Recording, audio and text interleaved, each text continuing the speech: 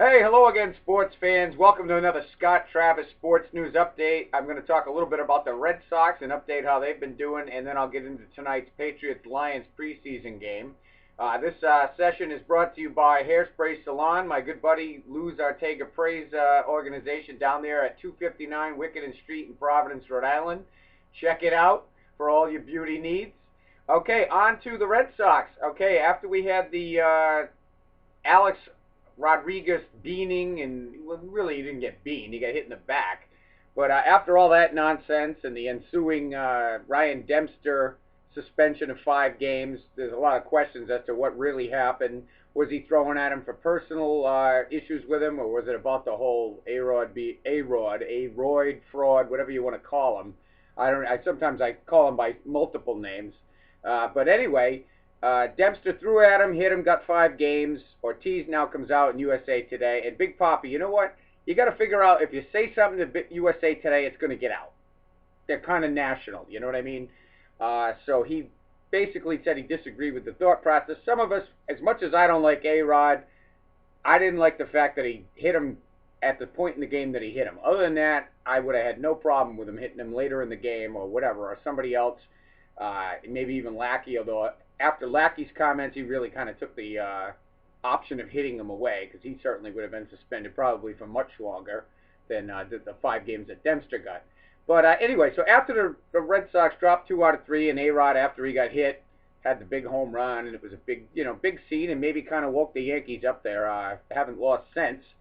So we have to be concerned about that. Dempster getting 5 games is no problem to the Red Sox. He wasn't pitching well anyway, so we'll see if they have to use somebody else. They use Brandon Workman or even Drake Britton. So we'll see what happens there. The Red Sox then rebounded. They went to San Francisco with an all-morning flight and landed. Everybody on the team seems to respond pretty well, except for David Ortiz gets a stiff back, and then he complains about the travel. So more David Ortiz just opening his mouth and being heard about it.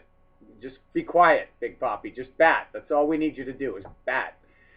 So anyway, but the Red Sox won 7-0, then lost that excruciating game 3-2 on the bases loaded walk when Valerio came in and threw 4 straight balls. The last pitch you could have probably argued was a strike, but that was horrible. But how did the Red Sox respond? They come out yesterday afternoon and they pounded Barry Zito for a 12-1 win. So Red Sox not worried about. They have today off. They're going to be in L.A., which is ironic. We know the big trade was almost a year ago. Sunday will be a year. We traded Gonzalez, Beckett, Crawford, and Punto out to L.A., and they sent some people back, De La Rosa and Webster, 2 young arms with some prospects, promise and prospects of success in the majors.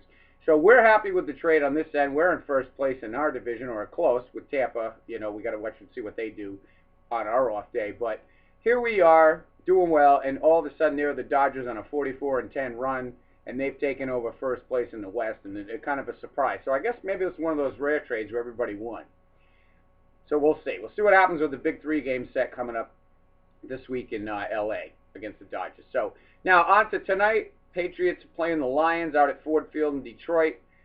This is a good test for the Pats. It looks like both teams are going to try and go with their starters into the second half. That's what Belichick has indicated. But if he's indicated that, sometimes that means he won't do it. So it's kind of hard to play off of what he says going in. He usually tries to throw a little misdirection there with his info. But I would expect the Patriots to play. I think this is a good test. Like I said, the secondary has looked better this preseason for the Pats. But Matthew Stafford throws for nearly 5,000 yards last year. And, can light it up offensively, although he will be without Calvin Johnson tonight. He's out of the lineup, had some kind of an injury in warm-ups this afternoon, so he's been scratched. So that is good for the Patriots in some ways, but bad. I would have liked to have seen if we could have handled them. So we'll see what happens with that. And the Patriots certainly have to be worried about. They've looked very good on offense with Tom Brady in there throughout the first 2 preseason games. But we're going to be challenged up front, and Ndamukong Suh, Nick Fairley, the 2 big tackles for the Lions, put a lot of pressure on the quarterbacks. They, nice pass rush. They stop the run. So this should be a good matchup.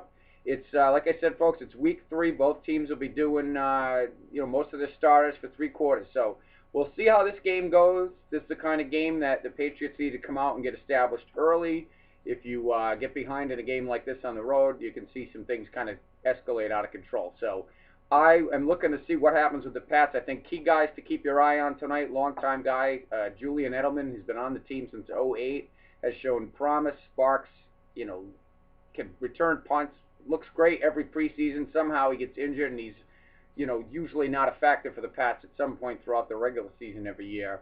He's kind of on the bubble right now.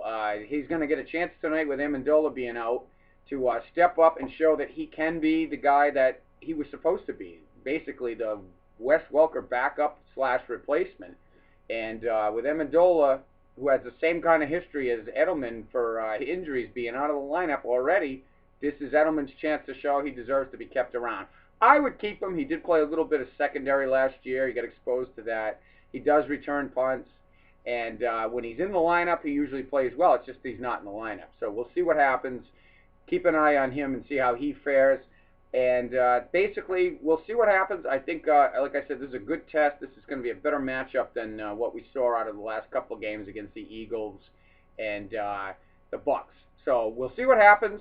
And I'll be talking to you again. I'll keep you up to date after this. There might be some major cuts now with roster trims coming up. The mandatory cut-down dates coming up over the next few weeks.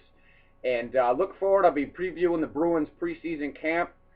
They get underway September 11th, so it's almost right around the corner. I love it. We can't wait. Bruins hockey. We'll be anxious to see how they fare.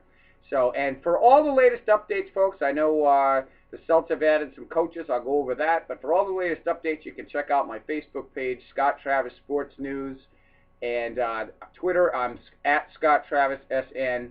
And for all my videos, you can just search YouTube, Scott Travis Sports News. Thanks for watching. I'll be talking to you soon. Have a good night. Go Pats.